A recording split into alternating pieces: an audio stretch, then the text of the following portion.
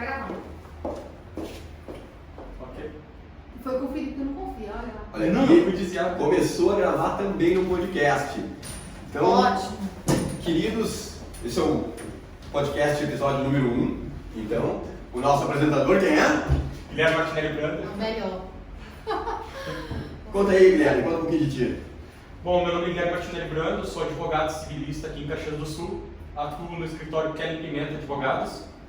E hoje eu fui escolhido, tive a honra de apresentar o primeiro podcast do Processo Penal na Prática com os advogados Ricardo Canterge e Kelly Pimenta, sócios do escritório com o trabalho e que já atuam dentro do direito penal há mais de uma década.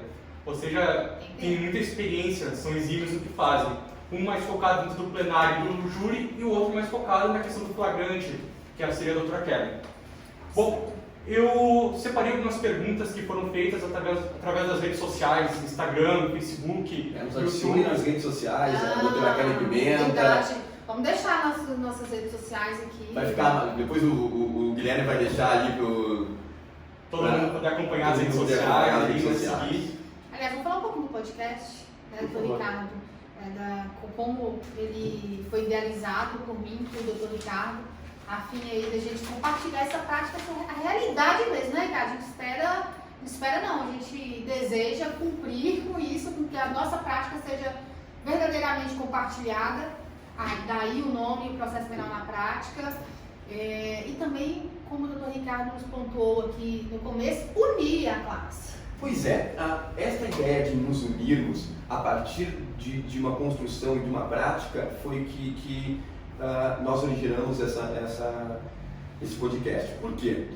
Porque hoje a gente vê cursos, escola do Ministério Público, a escola da Júris, tem cursos de um doutrinador que eu acho fantástico, tá? Incrível, que é um ótimo tribuno, se não um dos melhores tribunos que nós temos no Ministério Público, principalmente, que é o Dilson Logerot Bonfim. Ele dá cursos para quem? Só para Ministério Público, promotores e Sim. juízes. Os advogados não têm esse curso, não recebem essa preparação. Então isso quase que nos exclui como a escória do processo penal, a escória de tudo dos advogados.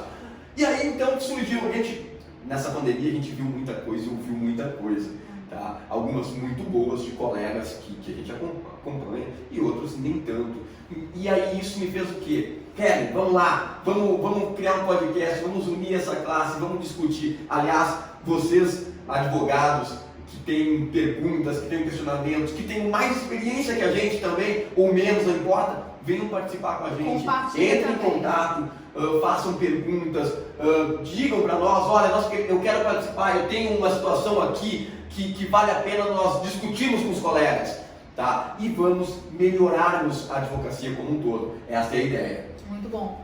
Aliás, agradeço pelo convite, por me incluir aí, né? Isso, doutora Kelly é... Convidar para pensarmos juntos, compartilhar nossos saberes juntos. Então, Guilherme, minha bola, Bom, então, como eu estava batata falando... quente, a gente repassa, né, as perguntas dos nossos amigos das redes sociais. Tá, A doutora aqui tem 23 mil seguidores nas redes sociais, então a gente está... Queremos mais. Aqui está uma pequena apresentação. A doutora Kelly Pimenta, eu conheço já há alguns anos, e ela é uma advogada, professora de Direito Penal e Processo Penal também, e principalmente tem uma facilidade muito grande em inquérito policial.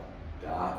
Eu, Ricardo Canterge, faço mais plenário do júri, e por muito tempo negligenciei o inquérito, até ver a atuação da doutora Kelly, e aí ela me demonstrar na prática, e é isso que é o interessante, porque os bancos acadêmicos nem sempre conseguem, e em alguns pontos eu até concordo, tá, que não é o momento, mas os bancos acadêmicos não conseguem fazer isso, e a prática às vezes é difícil de decidirmos por uma coisa ou outra. E quando nós vemos a prática dos outros colegas, a gente consegue perceber que a nossa prática pode ser melhorada, e por isso o processo penal na prática. Para melhorar a prática, mas não dizer que a prática é mais importante que o estudo, por exemplo. Como alguns colegas, então a prática é melhor que o estudo. Não é melhor que o estudo. Tá? Mas a prática, a gente consegue contribuir com colegas e outros e tudo mais. E o estudo também fortalecendo isso, né? É verdade. Olha, eu acho assim que, para começar, as universidades, em geral, faculdades, eles têm tendência a fazer com que os seus alunos saiam cientistas jurídicos, mas não profissionais qualificados para o mercado. Então eu digo que a maior dificuldade de quem está começando, eu por exemplo, começo em 2019, é realmente saber como eu vou me colocar nesse mercado que tem uma concorrência grande, mas também tem muito serviço a ser feito, tem uma demanda. Então aquela questão de oferta e demanda, como é que eu consigo me inserir nisso?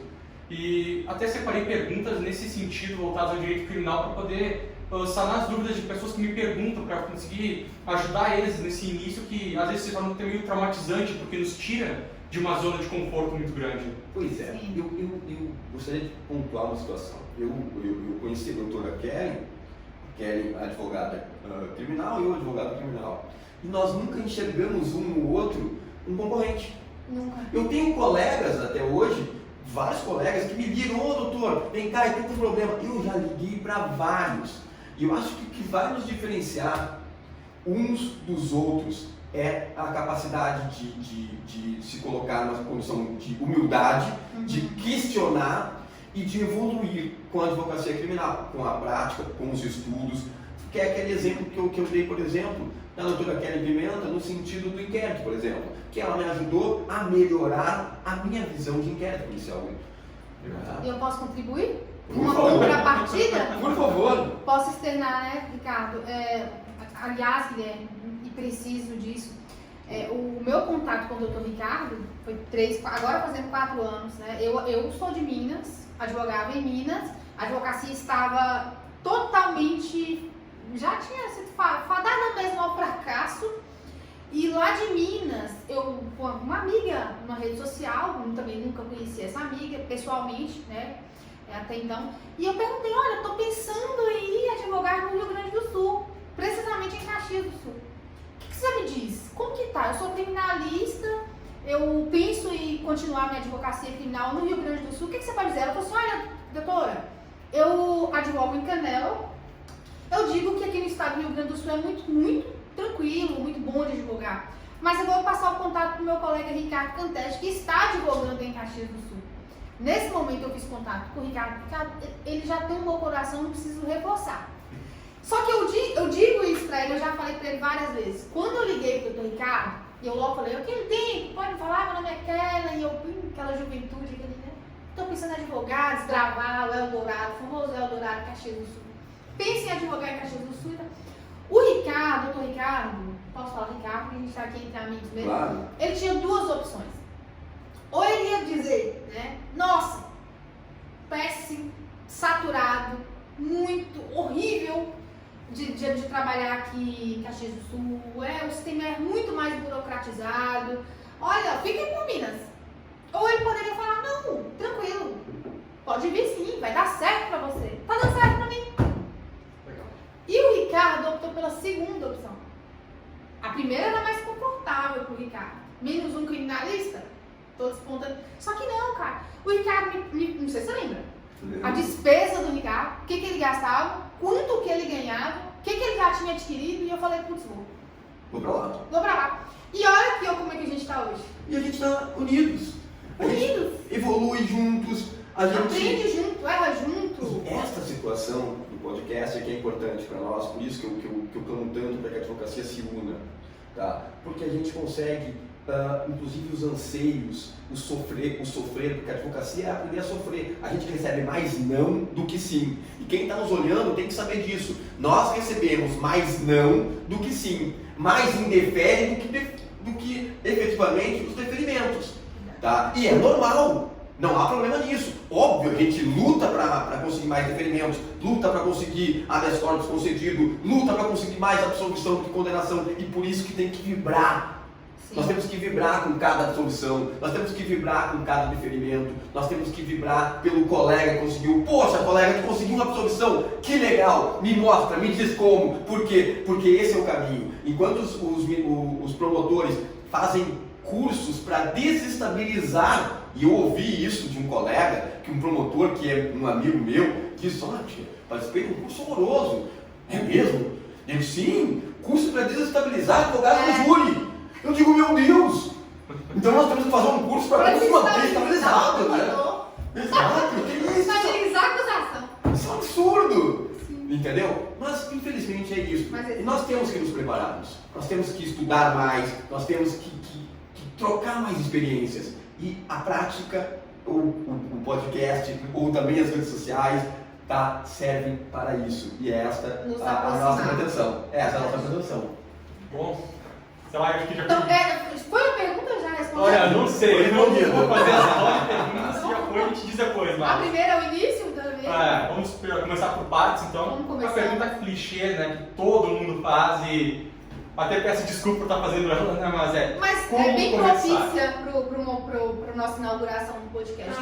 Legal. Que é o processo penal, né, o início. Como começar? Como começar? Como você começou, Ricardo? Eu fui de tudo na minha vida. Você nasceu sem um pai, um super juiz, promotor aposentado?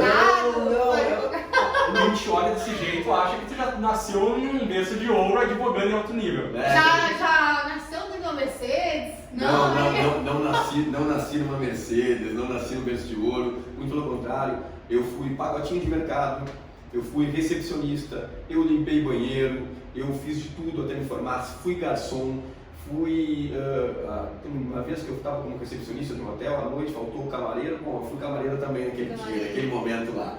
Eu fiz de tudo na minha vida, tá? E nada disso denigre a minha imagem. Isso dá chibata, isso nos deixa as costas mais largas, isso nos ensina a tratar melhor as pessoas, nos ensina a enxergar as outras pessoas como elas são. A dor do outro que bate aqui na nossa porta. Ver a dor do próximo. Tá? Eu me formei, e quando eu me formei, eu já não me formei tão novo, me formei com 28 anos. Tá? Eu estou hoje com 38, tá? São 10 anos de advocacia. E eu posso dizer para todos, olha, a advocacia ela é árdua, ela requer trabalho, requer estudo, tá? Eu converso sempre com vários colegas, então assim, conversem bastante com os colegas, troquem experiência, leiam juntos, troquem livros, eu vejo podcast de outros colegas, eu vejo YouTube de outros colegas, eu assisto cursos de outros colegas, não há problema nisso.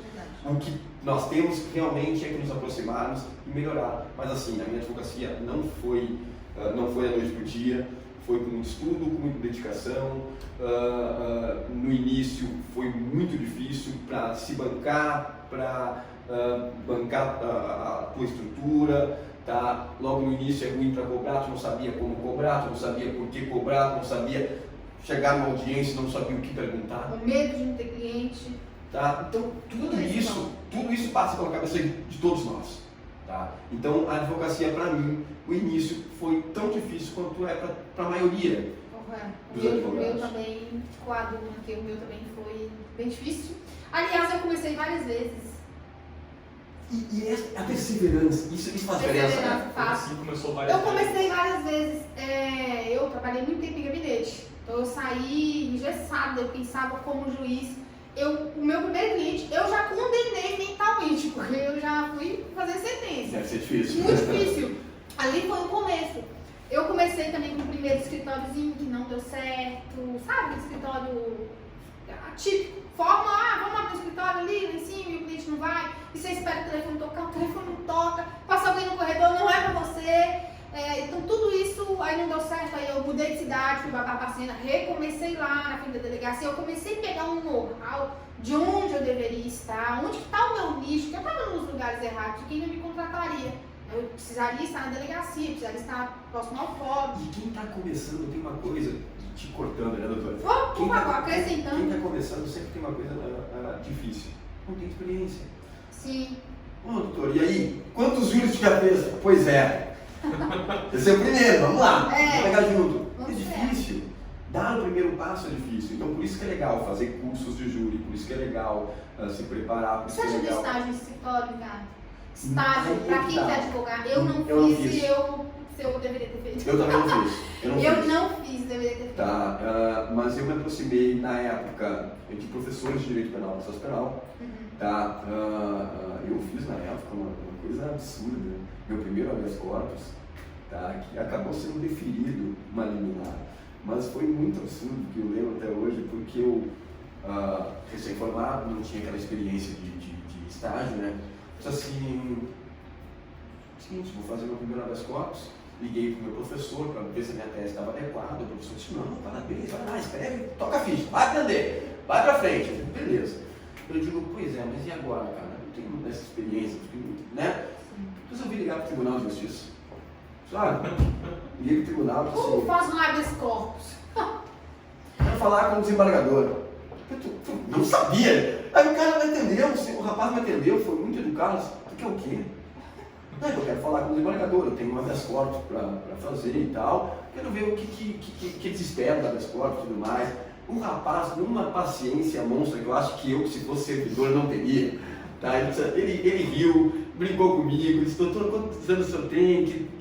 Esse é o primeiro, tá? Não vou dizer, tá? Só sabe, para fazer uma. Não, sei, faz assim, seja direto, estude esse sentido, vai nos artigos tais e tais, eu digo, opa, beleza.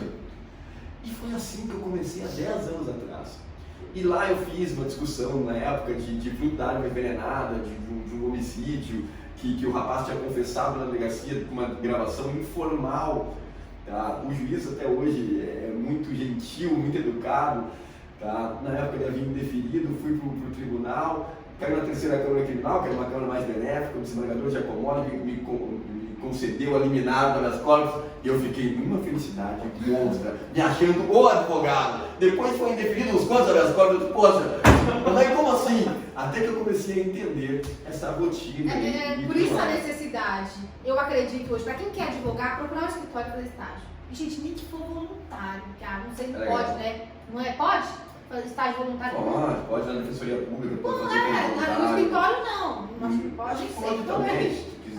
Se aceitarem. Mas eu acho porque essa prática, para quem quer adiantar o passo, aí você vai formar, já tem uma prática que você conseguiu ver no escritório, habeas corpus, peticionamento, oitiva, entender conceitos mais simples para você já começar a atuar. Só para terminar aquela história. Depois de um tempo, eu acabei conhecendo aquele servidor que me atendeu de uma câmara. E eu acabei levando lá uma caixa de bombom para ele e tal, a gente fez amizade. E muito legal porque ele viu o crescimento. Sim. Ele viu o meu crescimento como profissional, ele viu. Porque no início, a minha primeira sustentação oral, eu gaguejei mais que. Eu tenho sua primeira sustentação oral. Poxa, eu gaguejei horrores. Você me mandou sua primeira sustentação oral. Eu gaguejei horrores, eu disse, meu Deus do céu. Isso aqui não é pra mim, sabe? Mas aí. Mas ficou muito boa. Mas aí tu começa a ver algumas figuras, começa a melhorar, tu começa a ver que tu precisa bagagem, tu precisa estudar, tu precisa ler mais, e aí tu começa a ficar mais robusto, e aí tu já começa a bater de bate-pronto, o juiz já não passa a ter aquela situação tipo, nossa, ele é Deus, eu não sou nada, não, o juiz é tão quanto o advogado, quanto o promotor. Aliás, nós só estamos em funções diferentes. Ele fez um concurso para julgar. O outro fez concurso para acusar, entre outras funções do Ministério Público, que é uma nobre função. Tem gente que faz concurso para defender, no caso da Defensoria Pública, e nós, advogados, escolhemos defender. Nós escolhemos defender. Não há hierarquia. Quem pensa que não há hierarquia. Aliás, leiam a Lomã, tá? Que é a lei orgânica da magistratura, para saber que o quê? Que o juiz tem que tratar a todos com urbanidade, que o juiz tem que ser educado com as partes, que não cabe o juiz fazer um juízo de valor sobre determinadas situações. Comecem a apreciar isso. Tá? Eu acho que isso é um grande norte. Assim. Mas ela respondendo como começar, se eu disser começando, vou ficar muito... Mas porque tem gente, eu digo isso até nas minhas redes sociais, começar, muita gente coloca muito que eu chamo de preconceito limitador. Ah, eu sou velho demais. Ah, eu sou burro demais, eu não vou aprender. Ah, eu não fiz isso. Então, ele limita começar. Eu vou dar um exemplo de velho demais. Eu me formei, na época, um senhor que tinha bem mais idade. E aí, quando ele se forma, lá depois de 60 anos, eu cheguei para ele e disse assim, e a advocacia? Ele disse assim, me põe do lado de ti, quem que tem mais, que gosta de mais responsabilidade, que as pessoas vão dizer o seguinte, eu confio mais, tu nem barbatinho, eu não barbatinho, né? Tu, carinha limpo ou eu, mais idade. Eu parei para analisar, mas ele tem razão. E efetivamente, ele teve um início mais tranquilo que o meu. A sociedade pensa assim. Ele teve um início mais tranquilo que o meu. Por quê? Porque eu tive que correr atrás de passar experiência, de ter experiência, eu fiz muito júri dativo, fiz muita audiência dativo, tá? Observei juízes, li sentenças, li acórdãos, li muita coisa o tempo inteiro para ver como eram os julgamentos, o que eles esperavam dos advogados, quais as perguntas que os advogados com mais experiências faziam, e isso vai nos criando uma casca impressionante. Eu tive também uns entraves assim na delegacia. A delegacia tem Mulher ainda é pior, né? Mulher. Jovem. Uns 60, eu falo brincando, mas é uma verdade. Eu já comentei nas minhas redes sociais, eu já botei muito ombreira, eu botei um salto muito alto. Infelizmente, só quem é mulher sabe, mulher advogada tem esse plus aí, sabe, na situação. Então, até eu mostrar para a delegacia que, poxa, eu sei o conteúdo, eu sei, eu estudo. Vocês têm que me julgar, nem mensurar, como dizem a régua aí, quem me diz, é conhecer meu trabalho. Realmente, quando eu comecei a mostrar para o delegado de polícia, para a autoridade policial, que eu sabia o que eu estava fazendo ali, e algumas vezes, a gente não corrige, mas algumas vezes eu já chamei o delegado. Pô, sabe que cabe uma fiança, né? A gente pode conversar sobre uma fiança. Ou, esse delito absorve o outro delito. Então, pera, se a gente fizer questões assim, absorção. E isso trazer para a prática, esse estudo, ele é legal. E isso que a doutora falou é bem importante, porque assim, os profissionais, não vou dizer os magistrados, os promotores, os profissionais como um todo, eles notam quem tem conhecimento e quem não tem conhecimento. Então, quanto mais tu conheceres, quanto mais tu estudar, vai fazer uma diferença impressionante. Tem juízes que são muito educados, que são corteses, como manda a Loman mesmo, tem juízes que não são. E aí é que tá, nós temos que nos preparar também para quando os juízes não são corteses, quando os promotores não são corteses. Para quê? Para não prejudicar os clientes, para dizer, doutor, uma vez eu vi um juiz chamando o outro de incompetente. Não, doutor, eu vou consignar isso em ata, porque essa tarefa não é sua de julgar incompetente ou incompetente, principalmente de verbalizar isso. Você pode achar o que tu quiser, mas não pode fazer isso. Tá? Então é o seguinte, consigna em ata, vamos levar isso para o CNJ, vamos levar isso adiante, porque tu tem também um órgão que vai te regular, que vai julgar um PAD, uma sindicância, para averiguar essa tua conduta. Tá? Assim como tem a OAB, que também vai nos averiguar, também vai nos ver se a nossa conduta está correta ou incorreta com a prática da advocacia, tá? Também tem o Ministério Público, tá? O CNMP, o Conselho Nacional do Ministério Público, o CNJ, o Conselho Nacional de Justiça, os seus órgãos de classe e tudo mais. Para quê? Para nós nos defendermos dessa situação, para dizer, não, isso não pode fazer.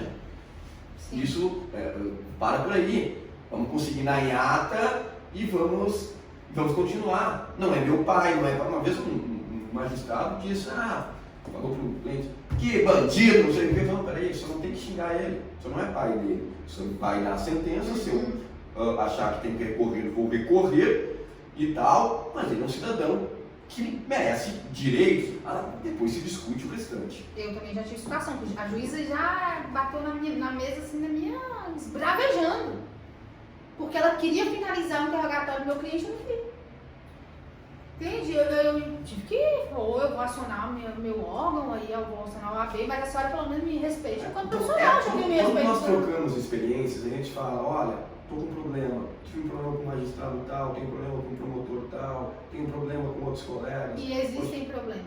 E aí a gente consegue o quê? Dizer, não, chama o teu órgão de classe, chama o OAB, tem a SEDAP, tá? que é um órgão que defende as prerrogativas dos advogados, tá? Conheçam a OAB, saibam da importância da OAB. Mas eu diria que o processo é esse, começar, eu não sei do doutor Ricardo, eu diria uma palavra credibilizar a imagem. Como? Estudando. Mostrando que realmente você está no mercado, mostrando que realmente agora você é um advogado criminalista ou tributarista, o que for. Mas você precisa passar por esse processo de credibilizar a sua imagem no mercado. E o erro é humano. Sim. Não saibam que pode acabar. Saibam que é assim, a gente erra, melhora, cresce e daqui pra frente é isso. Tem que dar um start. Isso que a doutora falou, que pode ser clichê, mas é verdade, tem que dar o start, tem que iniciar. Começa. Interessante essa ideia aí, porque além do conhecimento que você sabe que é importante de buscar, né, para dar o diferencial, eu digo que em Caxias do Sul, principalmente, eu já escutei esse argumento. Quando eu fui pegar um cliente, ano passado, eu tinha 23 anos e ele me respondeu mais ou menos assim, 23 anos, isso eu tenho já de experiência. Entende? Então isso é uma questão que geralmente dificulta muito, eu acho interessante abordar isso, de a idade, sabe, como ela interfere, a vantagem de se formar mais tarde, mas isso não é, isso é muito relativo, entende? Isso tem vantagens e desvantagens. Eu já vi colegas jovens, mas bem mais jovens do que eu, são super competentes. Isso não, você precisa mostrar. Lembra do cliente que veio aqui hoje? Ele é um atleta profissional, ele é imenso. E a família veio de Porto Alegre e me contratou. Quando eu cheguei no presídio para atender, eu falei, você dá a volta? Eu falei, filho, você dá a volta para assinar a procuração para mim. E ele foi, ele passa lá atrás e foi assinar a procuração para mim. Aí ele estava de pé, porque até então a gente estava conversando sentado, né? Lá no relatório. E aí ele em pé, aí ele olhava assim para baixo, olhando assim para cima, porque ele é imenso. E trabalhei na soltura dele e deu certo, deu ok. Continuaram comigo. Quando ele chegou aqui no meu escritório, depois que ele saiu do presídio, ele já veio pra cá.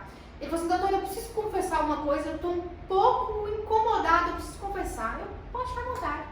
Quando a senhora chegou no presídio, eu pensei, eu tive até pensei nos meus pais, falei, como é que meus pais têm coragem de mandar uma menina? O que essa menina vai fazer por mim? E eu queria pedir desculpas. Porque a senhora é muito competente. E eu julguei. Tô mentindo, Guilherme? Eu julguei pelo seu tamanho. Eu esperava. O que ele esperava?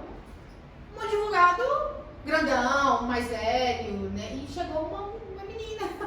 Né? Mas assim, eu o tempo todo mostrei pra ele que eu sabia o que eu estava fazendo, que eu ia fazer o melhor por ele. Né? E deu certo. Então, credibilizar isso é trabalhar bem, mostrar que você tem potencial. E que, óbvio, não prometendo aquilo que não te cabe, né? Mas é credibilizando. Próxima pergunta. Vamos para a próxima pergunta que a gente tá. Vamos acelerar, né? É importante saber como a concorrência trabalha. Pois é, aí isso é interessante.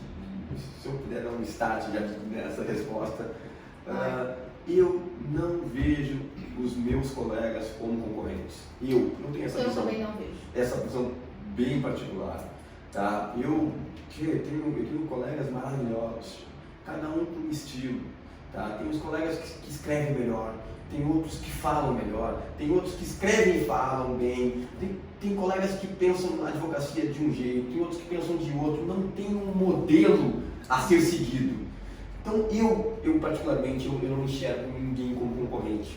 Tá? Agregadores, eu diria. A gente se agrega, a gente se completa.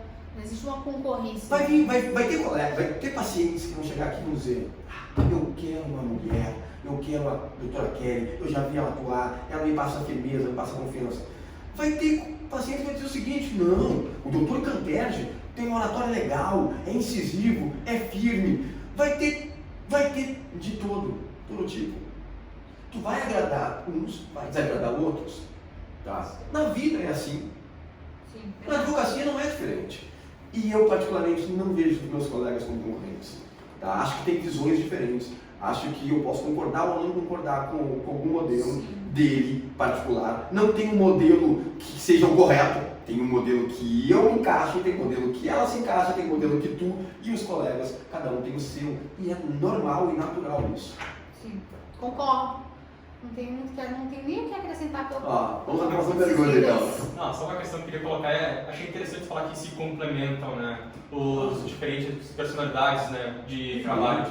Porque eu sou um tipo de advogado que gosta de trabalhar mais por trás da cortina, como eu falo. Sim. Eu tento deixar o advogado que gosta mais da audiência, deixar ele brilhar lá na frente, entende? Não importa o trabalho duro nesse sentido. E eu vou te falar um exemplo, tá? Aliás, vou pontuar uma questão que tu falou, deixar ele brilhar lá na frente. Tá? Não tem essa situação, porque eu posso dizer o mesmo, eu vou deixar ele brilhar lá atrás, porque o cidadão que vai fazer a petição, o cidadão que vai fazer o protocolo, ele é tão importante quanto aquele que vai fazer a sustentação oral, quanto aquele que vai fazer o plenário do júri, sabe? Tem apenas, realmente são funções diferentes no processo, tá? Ou visões diferentes no processo. Então eu não vejo aquele mais importante que esse, e aquele brilha mais que esse, e isso é mais legal que aquilo. Tem o que tu gosta de fazer. Na verdade, o brilho é conjunto. É um brilho único. Né? Já fiz júri com o Ricardo, que realmente o Ricardo é o mais enérgico, é o que vive com mais emoção. O júri muito mais que eu, muito mais que eu. O Ricardo, ele... Mas, no entanto, quando a doutora fez aquele plenário comigo, o que ela foi fazer? Ela foi fazer as consignações em ata. Exatamente. Ela chegou pra mim, na hora, e disse assim, olha, tem 2 jurados lá que tu não tá passando confiança nenhuma, eles estão dispersos. Quem? O fulano e ciclano. É mesmo. Aí foi onde eu comecei, porque, no entanto, eu estou ali discursando, quando eu foquei, disse, olha, eu preciso da atenção da senhora, preciso da atenção do senhor, eu preciso que o senhor imagine tal situação. E eu comecei a focar nesses jurados. Tá? Então, isso é importante. Próximo. Vamos para a próxima. Como saber que estou apto a atuar no direito criminal? Essa é uma pergunta forte. É ligada à vocação, eu acredito. Muitos falam vocação. Eu tenho meu conceito sobre isso. Isso é bem peculiar, tá? Bem particular de cada um. Eu acho que quando eu senti que aquilo ali me chama atenção e que eu estou disposto que eu entendo que a advocacia criminal é se doar, tá? Porque finais de semana tu perde às vezes com a família, porque tu estuda de madrugada, porque tu é chamado sem horário. Quando tu percebe que advogar como um todo, e não apenas na advocacia criminal, mas eu vou falar da advocacia criminal porque nós estamos nesse processo. A pergunta esse não podcast é pro crime. Então, a advocacia como um todo, eu enxergo como um sacerdócio. Sim. A advocacia é um sacerdócio. Então, quando tu se coloca nessa posição de ajudar o próximo, de colaborar com o próximo, eu acho que aí tu percebe que esse é o momento que tu ingressar. O criminalista. Tá? E, olha, eu não sei tanto, tá? Mas eu tô aqui, eu vou fazer a defesa do fulano, eu tô inseguro. Liga pro Cantege, liga pra Kelly, liga pra quem você confia, tira dúvidas e vai em frente. Acho que tem que dar esse start, isso é o primeiro ponto. Essa questão está muito relacionada à vocação, se não vocação.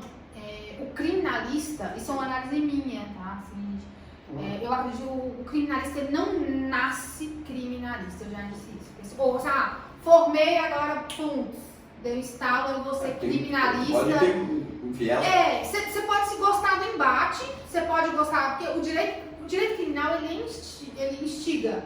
Ele vem lá logo quando pequenininho, lá na escola, no pré, o aluninho, o seu colega te dá uma lição, o que você faz? Você devolve.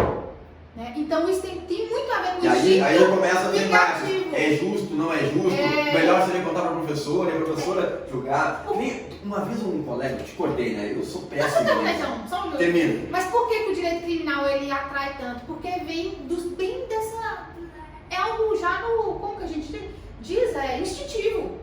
A vingança é como se fosse um instinto. Então a gente liga muito o direito penal a essas ideias de vingança, também a questão de plenário. Quando a gente fala com alguém leigo, eu sou advogado, imagina o quê? Imagina o Ricardo, num plenário, não te imagina aqui peticionando ali dentro. Então assim, o que eu digo na questão de vocação? Que eu falo, não nasce criminalista, que não é só assim.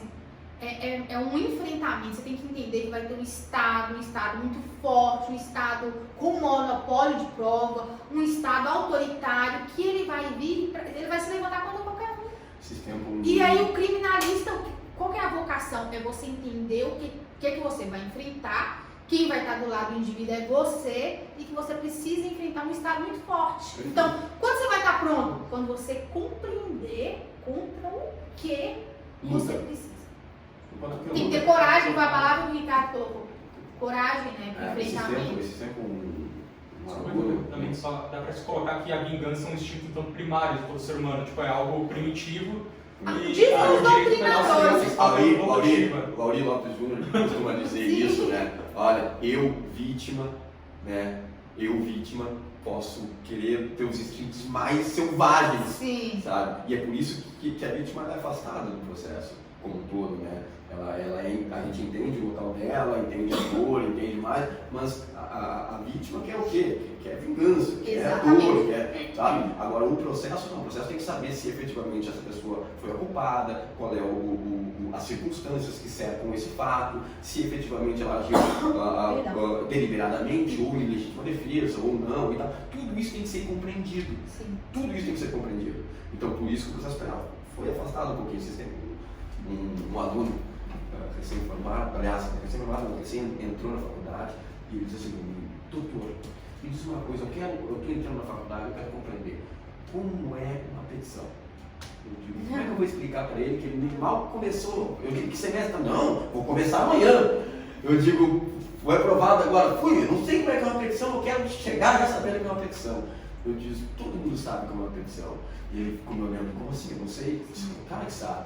A criança logo que nasce, ela chora. Chora por quê? Porque a autoridade, mamãe, viu o choro, dá o leite da mamãe. Quando a criança está com fome, começa a crescer um pouquinho mais, tem poder de fala, ela diz, mamãe, olha só, autoridade, mamãe, juiz, né? Mamãe, que? Estou com fome.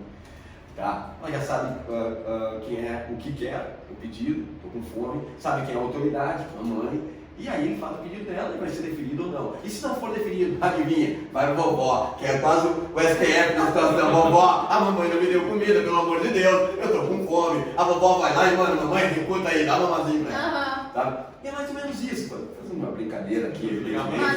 Tá? Mas foi como eu fiz pra ele, pra dizer o seguinte, petição é pedido, filho. Saber quem é a autoridade, saber o que tu quer e fazer o pedido. Tá? E saber que tem recurso para isso também, tá? Inclusive, pode pedir meu vovó depois, não tem problema. Bacana a analogia. Muito legal, sério. Então, acho que a próxima pergunta, né, a pergunta número 4, seria como inovar na advocacia? Aí está uma questão. A gente inova, a gente busca inovar todo dia. Engraçado. Eu tenho limites para inovar na minha advocacia. Eu sou um pouco raiz, Ricardo. Pois é, mas, por exemplo... Mas a gente inova. Eu tinha uma visão de inquérito policial, como eu expliquei no início. Verdade. Vendo a prática dos colegas, vendo os resultados dos colegas, a gente acaba inovando. Tá? Mais uma vez, a prática não sobrepõe o estudo. Sim. Né? Muita gente, práticos, não, pelo amor de Deus. Uma vez eu vi uma discussão num grupo de WhatsApp, os práticos, não é isso. Isso aqui é apenas para nos unir. Tá? Nós não somos contra o estudo, muito pelo contrário. Estudem cada vez mais. A prática só flui com o estudo. A prática só flui com o estudo. Mas a prática dela, a experiência dela e os resultados dela para com os inquéritos me fez enxergar como eu via o inquérito, se estava certo ou não. E eu comecei a balançar aquelas situações que para mim eram certas e concretas, e eu comecei a mexer com aquilo ali e dizer, olha, eu posso fazer um pouco diferente e inovar a minha advocacia no inquérito. Tá? Então, como inovar? Vendo, estudando, vendo o que pode ser feito diferente, sabe? E ali eu consigo inovar. Hoje a tecnologia vem muito forte para a inovação do processo penal como um todo. O processo penal, como a gente está discutindo, como um todo. Porque a gente pode... esse tempo eu estava defendendo um rapaz que foi acusado de roubo. E ele disse, doutor, pelo amor de Deus, eu não estava lá. Geralmente pede o que para aferir quando a pessoa estava ou não estava lá? Pede a estação rádio base, né? Dos telefones. Então a gente pegou a estação rádio base do 3G do telefone. Por quê? Porque as ligações feitas, ele diz, doutor, eu mal recebo ligação e faço ligação. Mas aí, Cássio, tem WhatsApp? Tem 3G? Tem. Bom, então a gente vai pedir a estação rádio base do 3G. Vai pegar as antenas, vai mostrar o deslocamento. Ao trabalho. Tá? A gente consegue fazer quebra de interceptação, quebra das redes sociais também, porque tem GPS para dizer o deslocamento e tudo mais. Aí vão dizer, não, mas peraí, pode ser que o telefone dele estava lá, que você tenha ouvido o promotor. Ele não. Vamos fazer o seguinte, mandou algum WhatsApp nesse momento, mandei em qual horário? Nesse horário aqui mesmo. E aí, a tua voz não estava junto com o telefone, né, filho? Então a gente consegue fazer essa construção toda. Então, como se inovar? Eu acho que de olho na tecnologia, de olho no que os outros colegas estão fazendo, de olho em como tem decidido a jurisprudência, de olho no que a doutrina está nos trazendo, os livros estão trazendo, eu acho que assim a gente consegue inovar e melhorar cada dia. A advocacia, voltar aqui para a pergunta, e entrando puxando um pouquinho o viés para a questão que é uma bandeira, né, que quem me conhece sabe, eu falo muito de empreender na advocacia, desse empreendedorismo na advocacia. Só que eu tenho limites, eu sou mais raiz do que, porque assim, exemplo, eu abro as redes sociais e vejo muita coisa que eu tenho medo do que as pessoas consomem nas redes sociais. Agora, por exemplo, eu tinha visto um post lá de um perfil falando que agora os clientes só viriam do Google, que deveríamos fechar as portas do escritório e que os clientes viriam só. Óbvio que ele queria vender um curso só de técnica de prospecção de cliente via Google. Não é assim. Se você pegar lembra que a gente estava comentando de um caso super complexo? Sim. Uma pessoa não vai me contratar puxando um Google num caso muito complexo, ele quer vir aqui, Até pode ele quer falar comigo. Até pode pesquisar no Google, quando pesquisar o seguinte, ó, cara, eu sei do advogado tal, pego no Google, pego o telefone, eles vão achar ali e tudo mais. Mas ele quer saber, ainda? Mas ele quer saber, não vai. Parou? Vamos fazer a parte 2 então, né? Depois a gente edita também. Não, o podcast tem que sair agora. Você tira, põe no modo avião. Põe parte 1 e põe modo avião. Vou aproveitar no banheiro também, essa pausa. E eu vou aproveitar e dar uma pausa ali para melhor no outro vídeo, né?